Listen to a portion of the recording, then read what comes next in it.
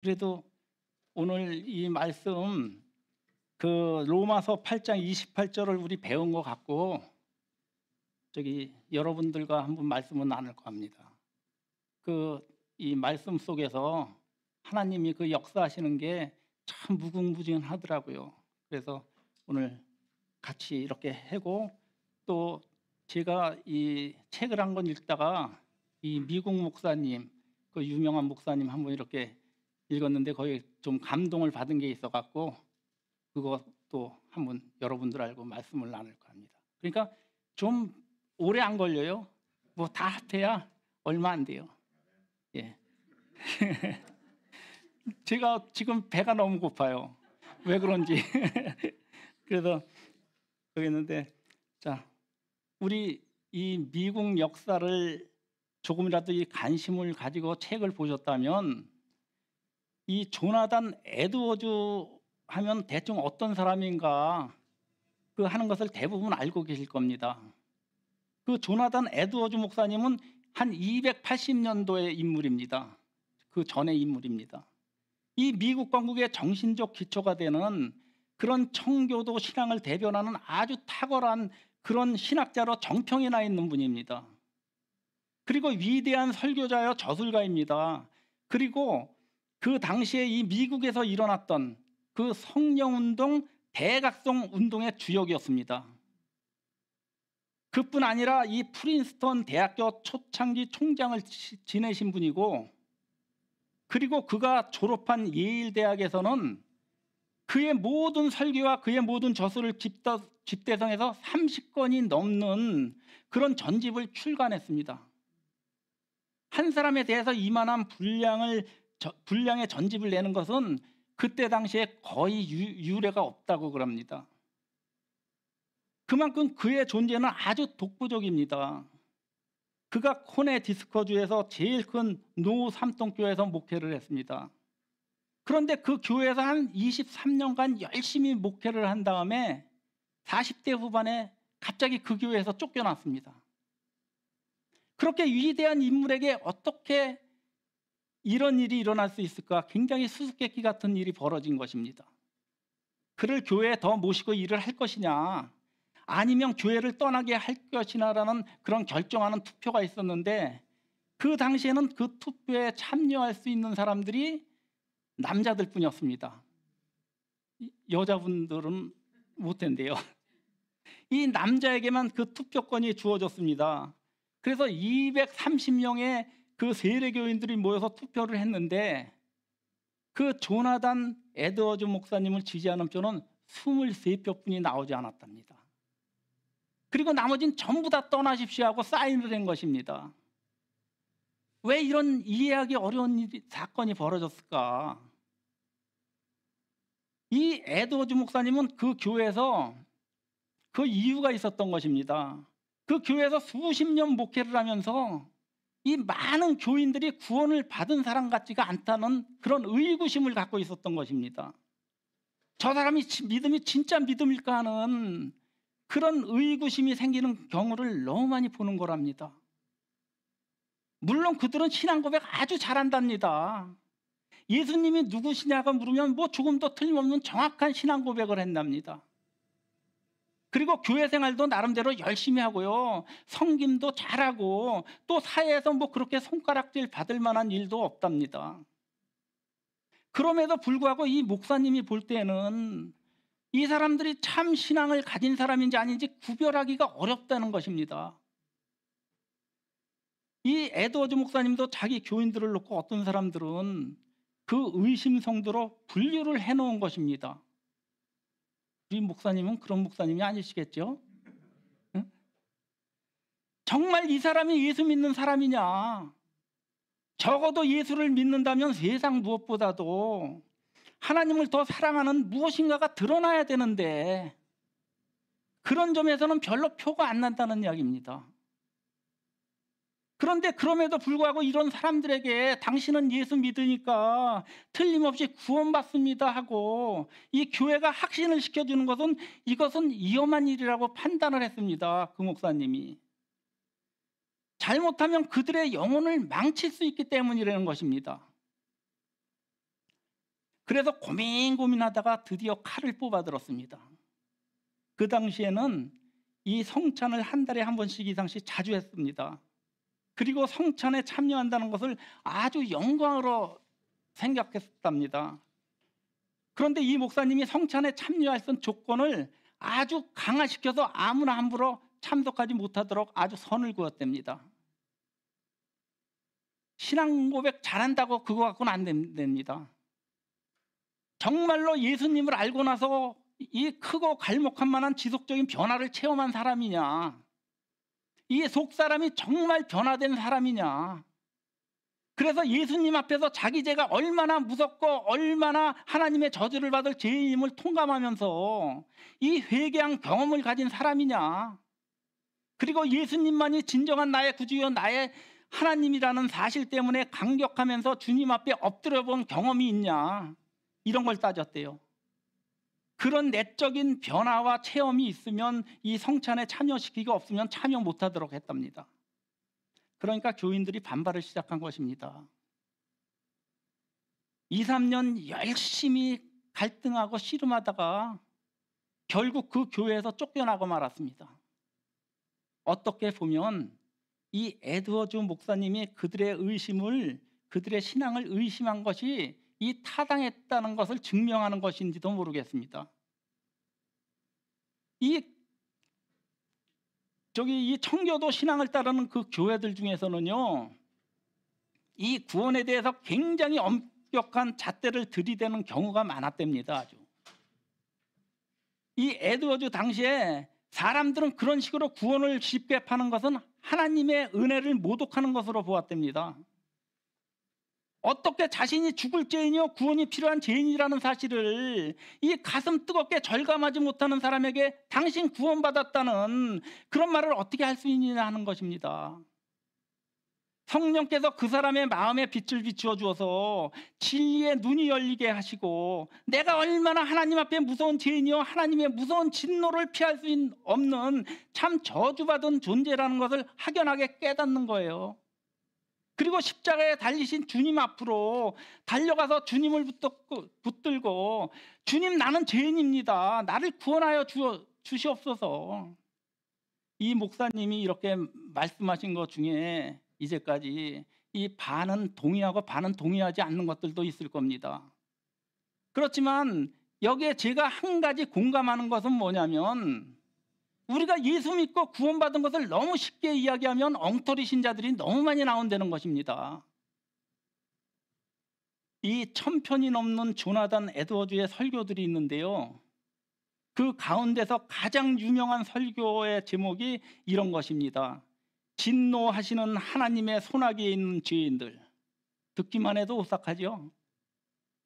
이 설교를 할 때는 자기 교회에서 한 것이 아니라 이웃 교회 강사 초빙돼 가지고 저녁에 설교를 했답니다. 설교를 시작하면서 그가 뭐라고 그랬냐면요, 하나님께서는 지옥에 있는 영혼들을 향해서 진노하시는 것보다 더 오늘 이 자리에 앉아 계신 여러분들을 향해 진노하시는 줄 아시기 바랍니다. 그래놓고 하나님의 진노가 죄인들을 향해 불타고 있습니다. 지옥의 불길은 지금 무섭게 타오르며 이글거리고 있습니다. 번쩍이는 칼은 입맛을 다시면서 그들 위에 걸려 있습니다. 그리고 구덩이는 그들 아래에서 아가리를 벌리고 있습니다.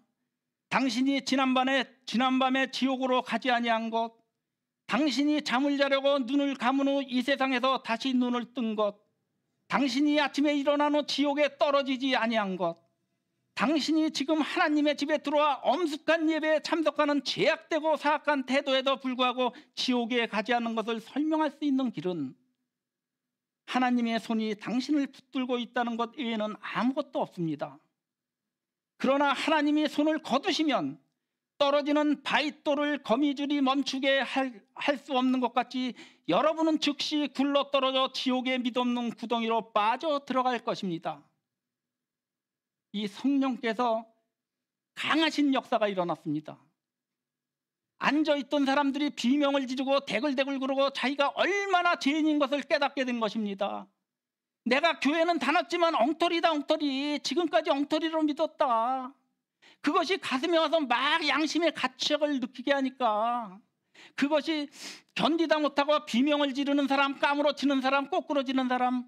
그래서 그 자리에서요, 그 유명한 대각성 운동이 시작된 것이랍니다. 이 목사님이 55세 때 돌아가셨습니다.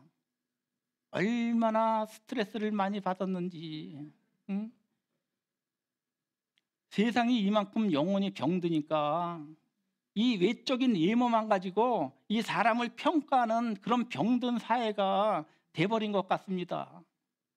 이 제목을 찾아서 한번 여러분들 다 한번 보시기 바랍니다. 자, 이제 말씀 나누겠습니다. 우리가 로마서 8장 28절 말씀, 자, 제가 봉독하겠습니다. 우리가 알거니와 하나님을 사랑하는 자, 곧 그 뜻대로 부르심을 입은 자들에게는 모든 것이 합력하여 선을 이루느니라. 아멘.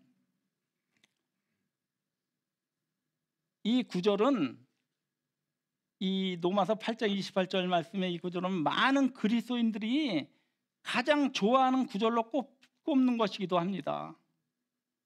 그러나 이 구절이 말씀하시는 것이 무엇인지 의미를 제대로 알게 되면 가장 좋아하는 구절을 바꿀 사람도 많이 있을 겁니다.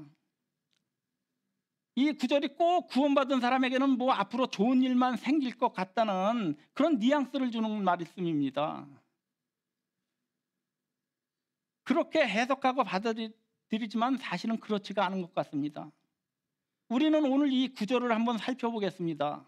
우리는 먼저 알거니와라는 부분을 살펴보면서 우리가 무엇을 알고 있는지 한번 보겠습니다. 이 구절의 문맥을 잘 살펴보므로 이 구절이 무슨 말씀을 하고 있는지 21절부터 한번 보겠습니다. 저는 우리 목장 식구들하고 이 공부를 하면서 이 로마서 8장 28절을 이렇게 공부할 때 이 28절 한 절만 이렇게 갖고 공부를 할 때 저는 앞뒤 문맥을 잘 한번 보라고 합니다. 이 한 절만 갖고 하나님의 뜻을 제대로 알 수가 없을 것 같으니까 앞뒤 문맥을 잘 보면 그 뜻을 조금이라도 찾아낼 수가 있다고 말을 합니다. 우리가 그래서 21절부터 한번 보겠습니다. 이는 창조물 자신도 썩음의 속박에서 해방되어 하나님의 자녀들의 영광스러운 자유에 이를 것이기 때문이라고 했습니다. 여기에 썩음의 속박이라는 단어가 나옵니다. 그리고 22절을 보십시오. 또 전체 창조물이 지금까지 함께 신음하며 고통 중에 상고를 치르는 줄을 우리가 아나니 했습니다. 이제는 전체 창조물이 신음하고 고통 중에 있고 상고를 치르고 있다고 말씀하고 있습니다. 또 23절은 우리까지도 속으로 신음하고 있고, 또 26절에는 성령께서 탄식하며 우리를 위해서 신음하고 있다고 하십니다. 이 문맥의 분위기를 보면 뭔가 이 세상에서 번창하고 잘 되어가고 있는 것과는 아주 거리가 먼 것을 볼 수가 있습니다. 우리가 방금 살펴본 로마서 8장의 본문은 이 믿는 사람들이 이 세상에서 어떤 상태로 있는지 정확하게 보여주고 있습니다. 이 세상의 땅은 저주 아래 있고 우리가 속한 사회도 저주 아래 있으며 이 심지어는 우리가 입고 있던 우리의 몸도 저주 아래 있다고 그러는 것입니다. 성경은 온 세상이 악함 속에 놓여 있다고 말씀하고 있는 것입니다. 성경은 마지막 시대에 미혹이 더욱 많아질 것이라고 말씀하고 있는 것입니다. 어느 누가 뭐라고 하든지 상관없이 이 세상의 모든 것들은 저주 아래 있습니다. 이 세상의 모든 것들은 선을 이루고 있지 않다는 것입니다. 우리가 속한 사회도 그렇고 저나 여러분의 삶에도 이루어지지 않고 있는 모든 일들도 선을 이루고 있지 않다는 것입니다. 이 사도 바울은 이렇게 말하고 있는 것입니다. 지금 여기도 잘못되었고 저기도 잘못되었고 여기도 문제고 저기도 문제고 모든 것이 선을 이루지 않는 방향으로 가고 있다는 것입니다. 우리 주위에 두통과 아픔과 모든 종류의 고통이 산재해 있다는 것입니다. 여기에는 신음이 있고 저기에는 고통이 있다는 것입니다. 그러나 한 가지 분명한 사실을 우리가 알고 있다는 것입니다. 우리 믿는 사람들은 알고 있다는 것입니다. 이러한 어려움에도 불구하고 이런 문제에도 불구하고 우리는 무엇인가를 알고 있다는 것입니다. 우리가 알거니와 바울은 왜 이런 말을 하고 있는 걸까요?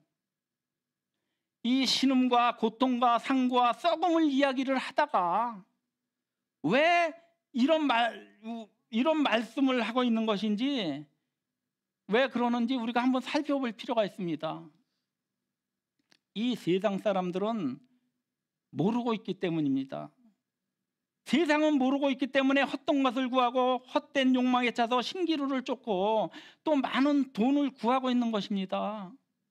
이 세상은 모르고 있기 때문에 쾌락을 찾고 또 세상은 모르고 있기 때문에 죄를 짓고 있는 것입니다. 우리 믿는 사람들은요, 그것을 알고 있다는 것입니다.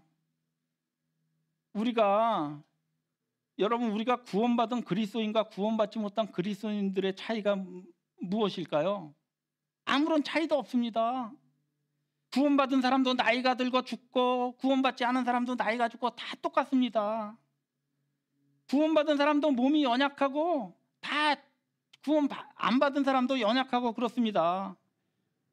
그런 것을 우리 구원받은 사람들은 알고 있다는 것입니다. 무엇을 알고 있습니까? 우리는 목적을 알고 있고요, 그 이유를 알고 있고요, 또 모든 어려운 일들이 지나가면 이 선을 이루는 일이 분명히 기다리고 있다는 것을 우리는 알고 있다는 것입니다. 이게 바로 구원받은 사람과 구원받지 못한 사람들의 차이입니다. 바울은 이제 이 모든 일이 다 잘 될 거야라는 의미가 아닙니다. 로마서 8장 28절은 모든 것이 잘못되어 가고 있지만 모든 것이 변할 새로운 때가 분명히 올 것임을 말씀하고 있는 것입니다. 여기서 밤에는 칠흑같이 어둡지만 이 새벽이 되면 태양이 찬란하게 떠오를 것이라는 것입니다.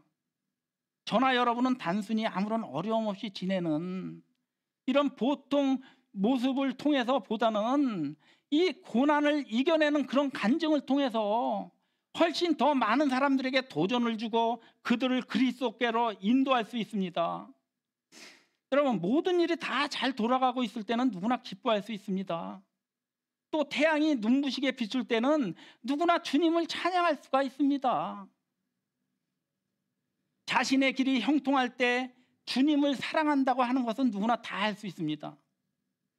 그러나 그렇게 해서는 아무런 간증거리가 되지 않습니다. 다시 로마서 8장 28절로 한번 돌아가 보겠습니다. 우리는 이러한 모든 것이 합력하여 선을 이룬다는 사실을 우리는 알고 있습니다. 이러한 모든 것의 뒤에는 분명히 선한 것이 기다리고 있다는 것입니다. 진실하고 정직하고 의롭고 순수하고 사랑스럽고 평판이 좋은 것들을 따라가면 결국 선한 것이 기다리고 있다는 것입니다. 이 각 단계를 지날 때 여러분, 그런 약속은 없습니다. 이 세상에서 우리가 각 단계를 지날 때는 고통과 어려움과 낙심과 조롱당함이 기다리고 있을지도 모릅니다. 우리 믿는 사람들도요, 평생에 돌짝밭을 걷는 사람도 있고요, 열심히 죽어라 하고 달렸는데 끝이 낭떠러진 사람들도 있습니다. 실망해서 자포자기합니까? 아닙니다. 성경에서는 그렇게 말하고 있지 않습니다. 하나님께로 돌아오라고 그럽니다. 그래서 하나님을 믿고 돌아갔을 때 우리가 좋은 것이 기다리고 있다는 것입니다. 결국 선한 것이 기다리고 있다는 것입니다. 우리는 모든 것이 바르게 되기를 원하죠. 그러나 모든 것이 바르게 돌아가는 것은 아닙니다. 왜냐하면 이 세상은 잘못된 세상이기 때문입니다. 그러나 세상이 잘못 돌아가고 있을 때도 우리는 바른 상태로 남아 있어야 된다는 것입니다. 이 일이 잘못되고 있을 때도 결과와 열매는 선한 것으로 바뀐다는 그런 말씀을 지금 여기서 하고 있는 것입니다. 주님께서 반복해서 가르쳐주는 것이 무엇일까요? 이 세상 사람들이 저나 여러분에게 신사답게 대해줄 것이라고 기대하지 말라는 것입니다. 이 세상은 그렇게 하지 않을 것입니다. 저나 여러분이 구원받았기 때문에 이제 우리의 앞에 펼쳐진 인생길이 장밋빛일 거라고 기대하지 말라는 것입니다. 저나 여러분의 인생길은 결코 장밋빛이 아닐 것입니다. 그러나 여러분 앞에 어떤 방해꾼이 나타나고 어떤 어려움이 닥친다 할지라도 저나 여러분은 바르게 행하라는 것입니다. 그러면 믿는 사람들이 바른 행위의 결과는 반드시 선한 것으로 드러날 것이라는 것입니다. 하나님을 사랑하는 사람이 가장 먼저 하는 일이 무엇인지 아십니까? 하나님의 유일한 아들이신 그래서 주 예수 그리스도를 받아들이는 것입니다. 예수님을 거부하거나 거절하거나 부인하지를 않습니다. 만일 하나님을 정말로 사랑한다면 하나님의 아들이신 주 예수 그리스도를 받아들이는 것입니다. 예수 그리스도를 개인적인 구주로 받아들이지 않는 사람에게는 결코 모든 것이 합력하여 선을 이루지 않습니다.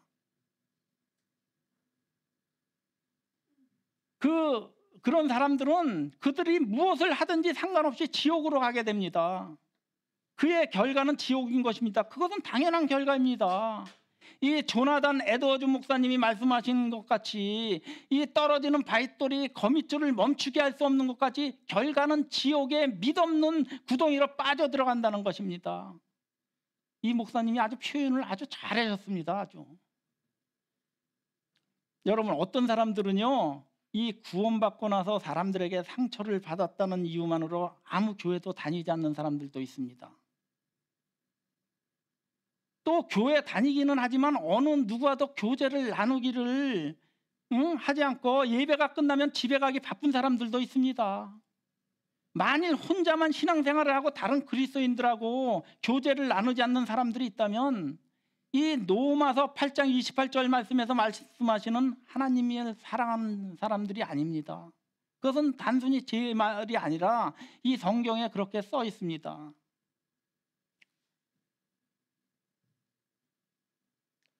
이 성경 말씀에 왜 자꾸 이런 말씀들을 기록해 놓았을까요?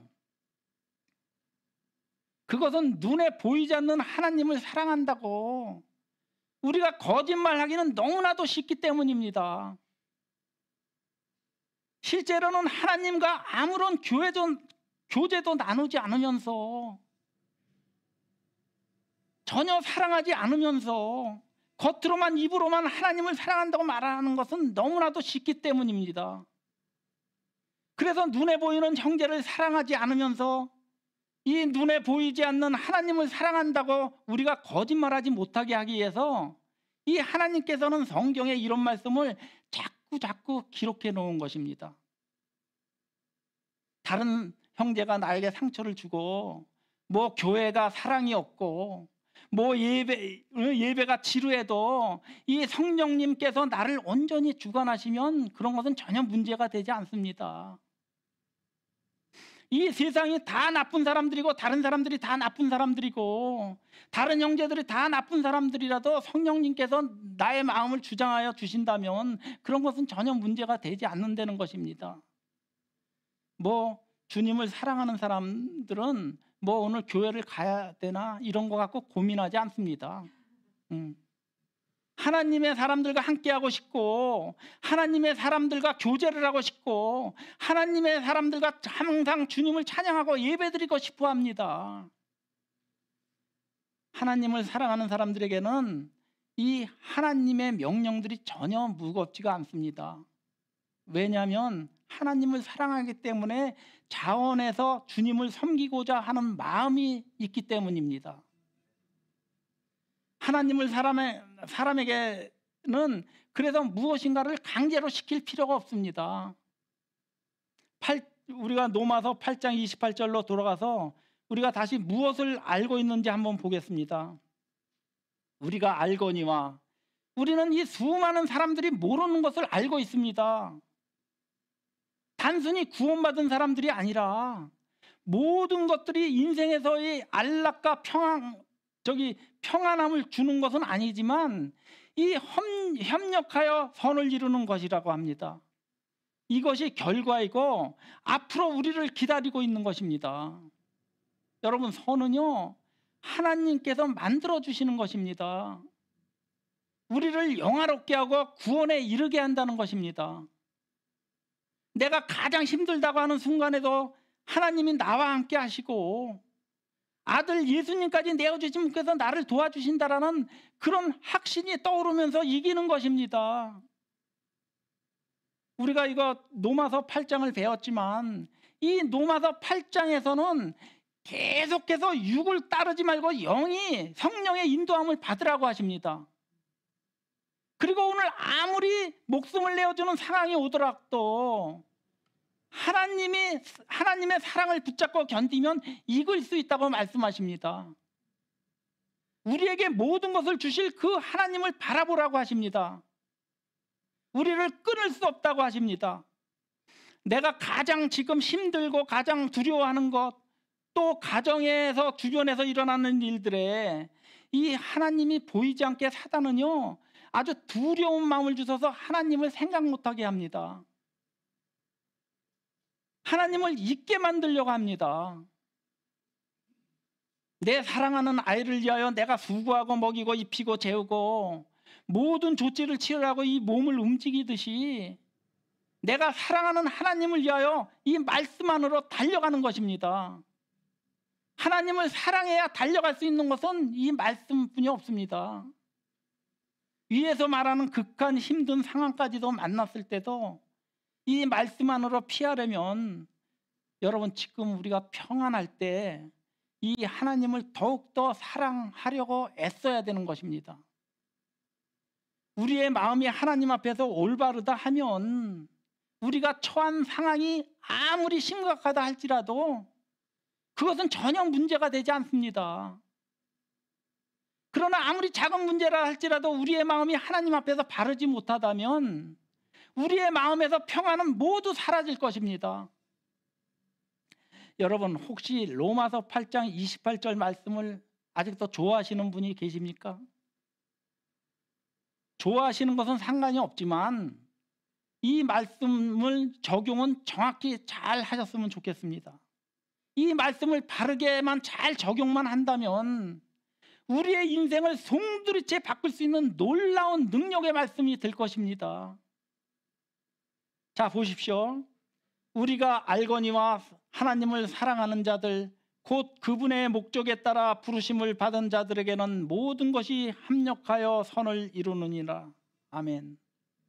우리는 이 하나님의 능력의 말씀을 붙잡고 또 하나님을 사랑하는 자가 되고 또 그분의 목적에 따라 부르심을 받은 자들답게 합력하여 선을 이루는 저와 여러분이 되시기를 주님의 이름으로 축복드립니다.